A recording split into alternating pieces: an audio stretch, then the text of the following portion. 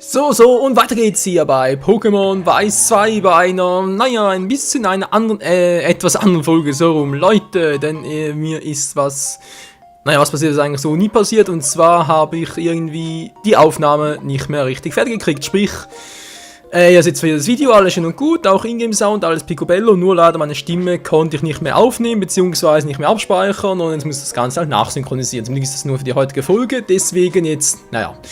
Schauen wir uns mal kurz an, was ich da in der Vergangenheit, vor ein paar Tagen, wo ich das aufgenommen habe, so alles, verbrochen habe, wa? So, Beetle ein bisschen aufgepusht, stimmt, bei Laterra war doch noch etwas, aber kann ich mich erinnern, genau, Supertrank noch. Wunderbar, wunderbar, so.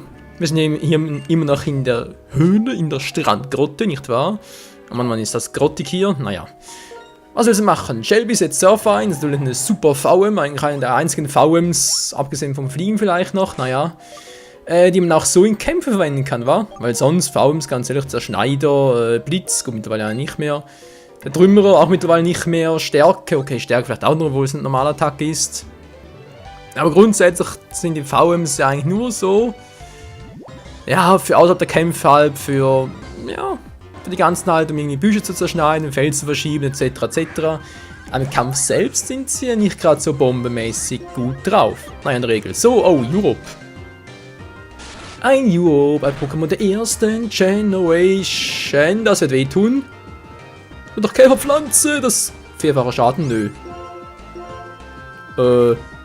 Okay, Verwirrung. Hat ja kaum Schaden gemacht, wa? Okay, wow, Lucky Hilfe. Macht ja eigentlich doppelt so viel Damage, wenn Europe, beziehungsweise halt das Wasser-Pokémon, weniger als die Hälfte der KP hat, aber scheinbar bin ich doch so geskillt, dass mich jetzt allerdings sehr wundert. Na egal, fangen wir es gleich mal. Jetzt überlege ich echt, ist Europe echt so schwach? Sprich, ich meine, der Aurora-Schlag kaum Schaden gemacht, dann müsste also seine spezielle Angriffswert so rum ist eigentlich relativ niedrig sein in diesem Fall. Lucky hat er relativ wenig gemacht, er wird sogar Sinn ergeben, wa? So, je kälter es ist, desto wohler fühlt es sich. Es schwimmt vergnügt durch kühle Meere auf den Eisschollen treiben. Stimmt, das ist nur Wassertyp, wa?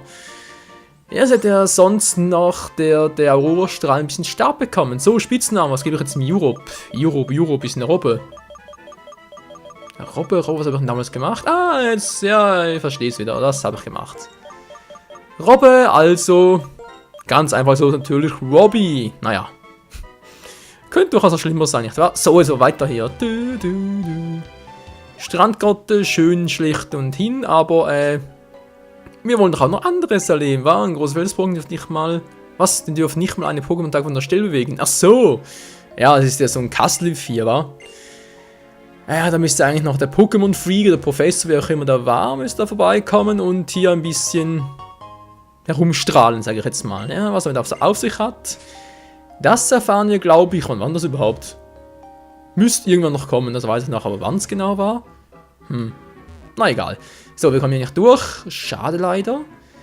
Wie geht's denn jetzt weiter? Wir haben ein neues Pokémon, Robbie, natürlich sehr supidupi. Wir haben einen Kastelif, das unseren Weg versperrt. Gar nicht schön. Wo geht's denn überhaupt lang? Aber wie da sieht, war ja oben. Unterseetunnel, ne, da waren wir bereits. Hier unten durch. Marschiert, oder wenn sie auf der Karte ein bisschen seltsam aussieht. Ja, sieht es eigentlich aus, als wäre der Unterseetunnel rechts, was nicht so betrachtet nicht ganz stimmt, aber ist ja egal. Das spielt keine Rolle. So, wir gehen mal ein Stockwerk tiefer und schauen uns mal an, was hier unten so los ist. Oh ja, stimmt ja. Ich erinnere mich wieder. Damit haben wir mich so abgefuckt, weil wir haben Glotze nicht dabei, unser VM4, sprich kein Zerschneider, kein Stärke. Ja, was machen wir jetzt? Genau, wir hauen ab. Fluchtseil, wo bist du? Ich hatte doch irgendwo noch ein Fluchtseil, nicht noch komplett... Ja, wenn es noch komplett weiß, geht doch. Fluchtseil und tschüss. Oh Mann, oh Mann, oh Mann. So, wir haben natürlich kein Pokémon dabei zum Fliegen, war ja klar. Aber wisst ihr was? Da habe ich mir was anderes überlegt. Und zwar können wir jetzt endlich mal den oberen Weg hier frei... Ja, frei schaufeln geht nicht gut, sondern eher frei kämpfen. Könnt ihr euch noch erinnern, dass wir von Undula aus bereits auch in die Strandgrotte rein konnten, aber uns da so ein Typ mit 5 Kieslings den Weg versperrt hat? Tja. Das wird jetzt kein Problem, sondern waren es 4 Kieslings, was kann ich mehr. So, mein Hals kratzt gerade wieder. Natürlich weniger schön, aber immerhin stimmt die Stimme noch. Das ist doch... Oh, no, nix. Naja. Das wird auch nicht lange überleben gegen so einen Beetle. Oh, vom Level her. Also eigentlich ist Beetle eine richtige Kampfmaschine, weil ich meine, der ist ständig ein bisschen unterlevelt und so und trotzdem haut der weg, was nur so geht. Das ist der reinste Wahnsinn, vor allem jetzt hier gegen Onyx. Ich meine, klar, eine Pflanzenattacke, ganz klar, aber Laubkling ist eine physische Attacke und Onyx hat schon ziemlich viel Verteidigung, dass das da trotzdem so durchkam mit 3 Level tiefer. Das spricht dann schon für Beetle. Oder spricht doch nicht für Onyx, je nachdem. So, Rabigator. Der Alligator, yes man, hier bin ich, was willst du? Stuhlrack, Stahlgestein und tschüss. Vierfach Schwäche plus Stab, das gibt einen Schaden von viel zu viel. Ja, da klünt es nach rum und ist down mit dem Hochmut, der kommt vorne im Fall. Ja, Hochmut, eine tolle Fähigkeit, kann ich die zu wenig einsetzen. Leider, wa? Ich will das... Was? Ich will das was? Keine Ahnung, so egal. Item war da, schön. Und da ist also ein 3 Kissings gewesen, okay.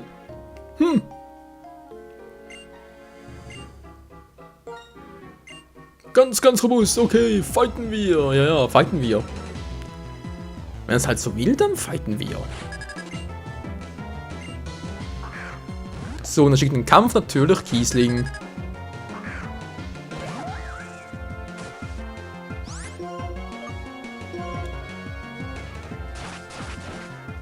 Ja, natürlich ist auch das kein Problem für uns. Und zack, und weg ist es.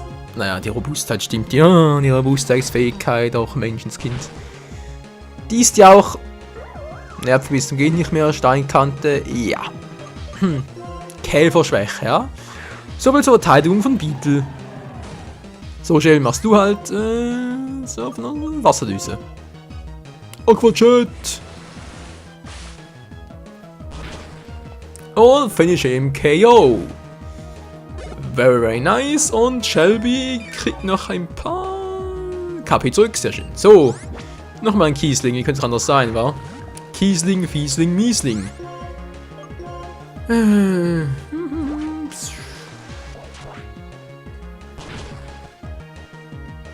Ja, das ist ja die Robustheit. Die kann...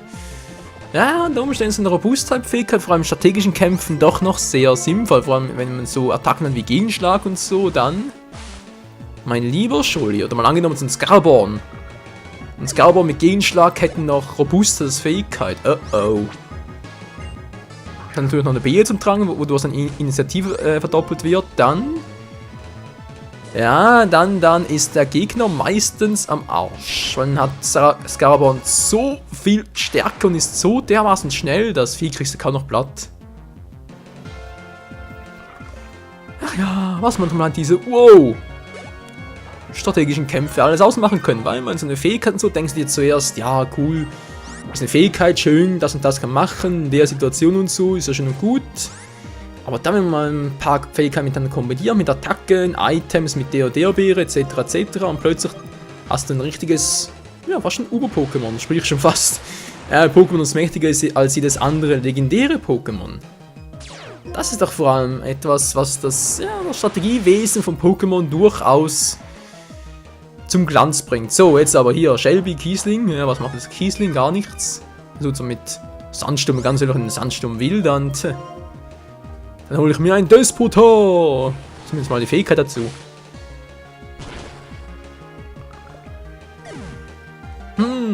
Schwarzgurt besiegt. Ja, Robustheit, Mann, tolle Fähigkeit. Scheiße, verloren. Tja.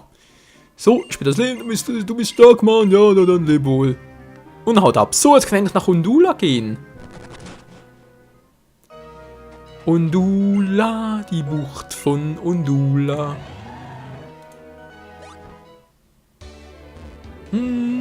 So, wollten noch fighten, jetzt hat er bedingt. Sehr schön, sondern hier wieder durch. Hallo? Das ist ein Item, ist jetzt hier wieder... Ich habe doch hier schon mal sich alles abgegrast, oder? Oder doch nicht. Oder kommen hier teilweise Items wieder pro... Wäre eigentlich logisch, warum Sand und so angeschwemmt zu werden. Hätte durchaus was fürs Real Life, dass halt hier, ja, könnte man sagen, täglich neue Items oder vielleicht auch nur zufallmäßig halt, wenn nur alle paar Tage und so, es halt hier neue Items gibt. Nun gut, nun gut. So, was kann ich jetzt gut gebrauchen? Was nehme ich, was nicht? Und ein paar Riesennuggets noch. Oder Riesennuggets oder Riesenperlen, so geht doch so. Verkaufen die bitte schön? Ja, supi. Eine gut, normale Perle auch. Ne, ein Riesennugget verkaufen, das wäre mal was, wa? Oh, Entschuldigung, mir gerade ein bisschen. Ist gerade ein Mikrofon ein bisschen im Weg. So, also nicht so im Weg, aber halt, das andere Zeug ist im Weg. Jetzt muss ich das Ganze mal ein bisschen so herrichten. So, jetzt aber so. Ein paar Tränke, schön, Supertrank, Übertrank, alles, was das Herz begehrt. Wunderbar. Grandios. Na gut, beleben, natürlich auch immer gebrauchen.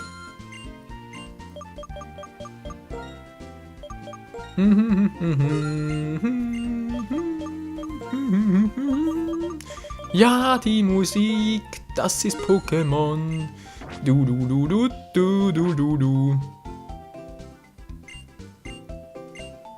Oh Mann, oh Mann, oh Mann. So, das Riesennugget verkaufen wäre durchaus mal was, wa? Da habe ich mich jetzt tatsächlich mal informiert und ja, ich wusste auch noch als Schwarz und Weiß, wir können das Riesennugget nur in Nevayo City verkaufen. Das war damals noch die Arena der 7. Arenaleiter, sprich da von Sandro, glaube ich, kennen wir jetzt hier bereits aus dem Pokéwood, genau, so ist es ja. So, hier unten müssen wir verschieben, wo schiebe ich denn jetzt hin? Hä? Ich habe das mal offscreen ein bisschen sortiert gehabt. Ach stimmt, ja, es war ja da, wo ich, ja, offscreen genau, wo ich da mal wegen der Eingangspassage gucken wollte, wegen dem Stomisieren und so. Verdammt, ja, mach ein anderes Mal, mach halt offscreen hier ein bisschen sortieren und so. Aber nicht jetzt so. Wir brauchen zuerst mal, ja, Michael ist gut, Sortierung stimmt nicht. Nicht ganz, nimm jetzt bitte mal das Lotzi mit. Menschenskind, Michael. Sie stimmt nicht, kapierst doch endlich mal. Also im Nachhinein einen Part zu schauen oder irgendwie so nachzukommentieren, hat manchmal durchaus etwas für so Skiller brauchen Höhle eigentlich eher weniger. Das ist korrekto und sowieso in der nächsten Arena auch nicht. Man gegen Wasser-Pokémon Skiller einsetzen, ist wieder so klug wie barfuß in Lava zu laufen. Oder über Asche, über Kohlen und so. Klar, einige machen es und sie finden es cool und so. Steckt ihnen Abwehrkräfte etc. Aber ist nicht zu empfehlen.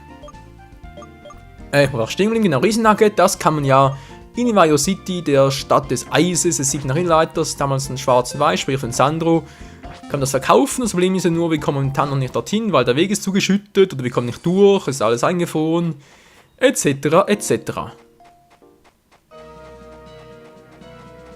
Ich glaube, es war irgendwie im Pokémon Center, gab es dann einen Gentleman, irgendwie einen Sammler, glaube ich, oder war das? Da gab es irgendwie einen Riesennugget gekauft da und auch eine Dreifachperle und so, da gibt es ja hier auch so Dreifachperlen. Also nicht nur normale Perlen, Riesenperlen, sondern auch eine Dreifachperle. Wo waren die jetzt hier schon wieder? Oh, ein Schwarz, ein Weiß 2. Ich glaube, die war eher... Oh, der kommt aber viel später, kommt erst nach der Liga wieder, glaube ich. Ja, irgendwie so war das. Nein, spielt auch keine Rolle. Spielt keine Rolle. Wir haben anderes zu tun, nämlich den Riesenkrotz zu erforschen, ein bisschen zu trainieren noch, als Vorbereitung für die nächste und letzte Arena in Schwarz und Weiß. Dann ist das Let's Play bald schon mal vorbei, Freunde. Ja. Oh Mann, oh Mann. Ja, grundsätzlich macht Spaß und so, keine Frage, aber ist teilweise da einfach, wenn es halt ein bisschen länger dauert, Let's Play schon länger andauert, ist es, ja, nicht so schön, ne? Versteht ihr schon. Deswegen kann man dann schon sagen, ja, wenn man halt nach einem Jahr etwa, oder Dreivierteljahr, wie auch immer, bei, ich weiß zwar was, Slovenia, Dreivierteljahr, wenn man endlich mal das Licht am Ende des Horizonts sieht, dann hat man schon wieder mal, ja, mehr Lust vor allem auch darauf, genau, das war's. Aber mit ganz vielen Projekten, wenn immer noch was dazwischen kommt, irgendwie was schief läuft und so, aber darüber hat man schon so oft aufgeregt oder irgendwie, ja, ausgekotzt ist fast das falsche Wort, aber irgendwie so, schon darüber beschwert und, ja, hat eine Frau schon mitgeteilt, dass das nicht auch noch in aller Ausführlichkeit hier tun muss. So, jetzt aber erstmal geht's weiter hier. Ins Untergeschoss müssen wir ein paar Fenster schieben und dann kommen wir vielleicht sogar zu ein paar neuen Items, wa?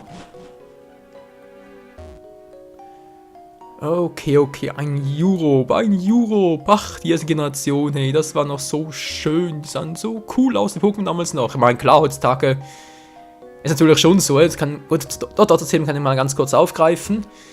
Man hört es immer wieder so, die Pokémon ab der 3. Generation, bei mir eigentlich erst ab der 4.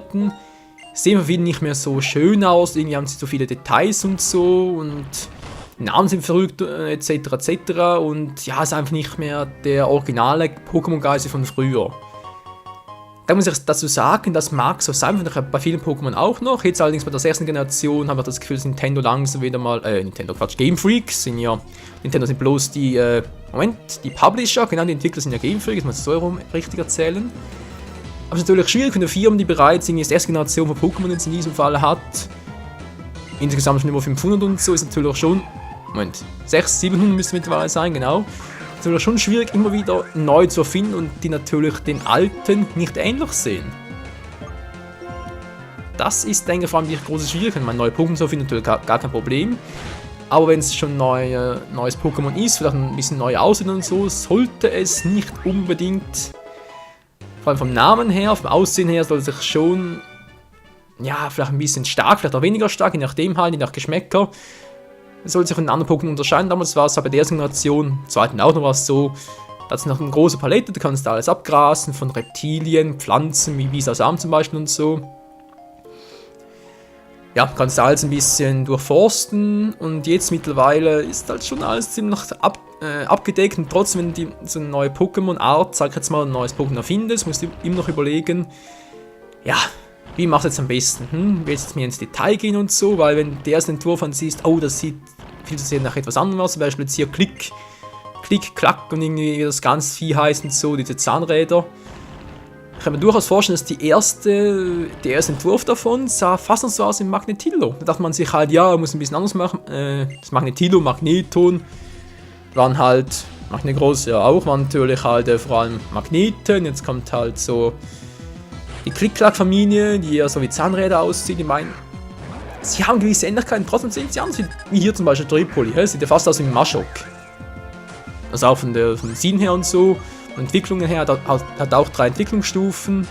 Die letzte kann auch durch Kampf entwickelt werden, hat auch groß physischen Angriff werden. Und trotzdem, und das finde ich, ja, das ist schwierig. Ich meine, du kannst da zwar gewisse Ähnlichkeiten finden zu Maschok, Mashumai, Macholo. Und trotzdem jetzt hier Stripoli, massive mehr Oberarmmuskeln, eine rote Nase, wieso eigentlich eine rote Nase, keine Ahnung, aber trotzdem musst du hier ein bisschen mehr ins Detail gehen und so. Und ja, man sieht es, vom Sinn her soll es ein neues Maschok sein, trotzdem sieht es komplett anders aus. Natürlich, was vor allem sehr wichtig ist bei der neuen Generation, was ich ein bisschen schade finde, um ehrlich zu sein, ist vor allem, es muss natürlich alles viel stärker sein. Das Spiel früher bei der ersten Generation, zweiten Generation war es auch so, du hast ein Pokémon, der eine war vielleicht ein bisschen stärker im KP, dann ein bisschen mehr im Angriff und so. Aber trotzdem, es waren alle immer, ja, es war jetzt nicht so hervorgestochen, zum Beispiel ein Pokémon viel mehr Angriffswerte hat als Spezialangriffswerte und so. Aber jetzt mittlerweile seit der dritten, da fing es bereits mit Lashoking an. Lashoking, Quatsch, nicht Lashoking, der Mann, wie ist es schon wieder? Wie das Pokémon schon wieder? Moment, ich mache hier eine Nachsynchronisation, das ist das Praktische dran, kann ich gleich mal im Internet nachsuchen, so by the way, Mann, wie ist das Vieh schon wieder? Die Vorstufe ist doch Pummels. Das heißt, die Endstufe müsste eine Art Letharking. Mann, ich wusste doch, war ein King dahinter. So, die Höhle ist erforscht, ja gut. Ja, egal. Eben, ich erzähle es ein bisschen by the way mal mäßig noch. Letharking hat einen super Angriff, er muss natürlich eine Fähigkeit haben, die ihn ein bisschen ausbremst. Ich meine, ganz ehrlich, findest du das heutzutage noch bei den Pokémon? Ich meine, du hast Pokémon wie, weiß gar nicht, ja, Strepol zum Beispiel oder, wobei Strepol ist eigentlich oder was? Strepol und seine Entwicklung, Meistergriff, die haben super Angriffswerte. Das ist im Prinzip ein viel besseres Machomai und trotzdem weniger Initiative und so. Also sprich, du musst einem Pokémon heutzutage eine wahnsinnige entweder Fähigkeit geben oder einen wahnsinnigen hohen Wert und dafür eine andere Fähigkeit und einen anderen Wert, den grausam ausbremst. Und das finde ich, ja, ich meine, für strategische Kämpfe natürlich sehr sinnvoll, alles klar. Es ist natürlich auch sinnvoll, also vor allem deswegen sinnvoll, weil es halt in den letzten Jahren seit ganz Generationenwechsel und so natürlich das Kampfsystem um einiges verändert, einiges verbessert natürlich auch. Den ganzen physischen Angriff, Spezialangriffen, jetzt ein neuer Typus, der bald kommt, Fee, nicht wahr? Damals bei der zweiten Generation war es noch Unlicht und Stahl, die das Ganze revolutioniert haben. Und ja, muss halt trotzdem Neues einbringen und trotzdem Altes bewahren, das ist vor allem die Schwierigkeit heutzutage. Mein alte Ding bewahren, wie zum Beispiel irgendwie das Aussehen, den Typus und so, ouch, es tat weh. Typus zu bewahren oder den Sinn dahinter und trotzdem Neues zu entwickeln, Neues zu entdecken, was das Ganze ein bisschen voranbringt, damit das Ganze halt nicht einschläft. Wie zum Beispiel mit der 6. Generation, komplett neuer Grafikstyle von Trainern Pokémon, viel mehr interaktiv mit dem Pokémon, neuer Typus mit Fee und so, jetzt mit dem Mega-Pokémon. Ich muss allerdings sagen, ich finde den Schritt zwar gewagt, aber andererseits auch gut. Also es ist doch schon so, du musst teilweise wirklich einen Angriff gehen und sagen, jo, die Richtung will ich, hier müssen wir etwas Neues beginnen. Es kann komplett in die Hose gehen, aber trotzdem muss man es einfach mal versuchen und dabei, ja, die Alten werden halt trotzdem beibehalten und hoffen, dass das bei den Zuschauern oder jetzt, ja, Zuschauern vor allem bei mir jetzt, aber bei den Zockern, bei euch, bei uns, wie auch immer, dass es trotzdem einen guten Anklang findet. Ja, bin schon mal gespannt, ob das gut ankommen wird und ja, wie gesagt, neue Pokémon so bis jetzt, ja, auch jetzt 6. Generation, einige sehen ein bisschen seltsam aus, andere hingegen finde ich eigentlich ganz gelungen, zum Beispiel auch die Starter, vor allem der Feuerstarter, dieser Feuerfuchs da, finde ich sehr gut gelungen. Hat irgendwie, soll es eine leichte Andeutung an Vulpix sein, aber trotzdem sieht es komplett anders aus, also haben sie gute Arbeit geleistet, andere Pokémon auf dem Namen her, wie zum Beispiel Uhafnir. Ich hätte jetzt noch den bescheuerten Namen. Das Pokémon selbst ist irgendwie, glaube ich, Fluchdrache und so. Ich meine, das Aussehen selbst, es sieht nicht schlimm aus, sieht eigentlich ganz cool aus, aber der Name Uhafnir vor allem, weil irgendwie das U, das H groß geschrieben, das F dann auch und das nur, weil halt, ich glaube, das Ganze geht ja auf eine Ultraschallfrequenz, irgendwie so etwas hat das. Ultraschallfrequenz, Nier, irgendwie sowas, das ist die Bedeutung davon. Ja. UHF, genau, und Fafnir war irgendwie, glaube ich, die Bedeutung. Na egal, spielt keine Rolle. Ebenfalls, ja, die Idee dahinter, okay, aber es wirklich auch so bleiben wird. Ich meine, klar, man kann sich mit abfinden und so, Uhafnir, ist schon crazy. Aber halt was Neues, von dem her kommt sicher gut an. So, genug davon, nachher von ganz Generationenwechsel etc. etc. Wir sind eben noch unterwegs bei Pokémon Weiß 2, sind aber fast durch, vor allem für heute und ja. Oh, Nummer so 1, ein wildes Apokalypten, ein weibliches. Sieh mal einer an.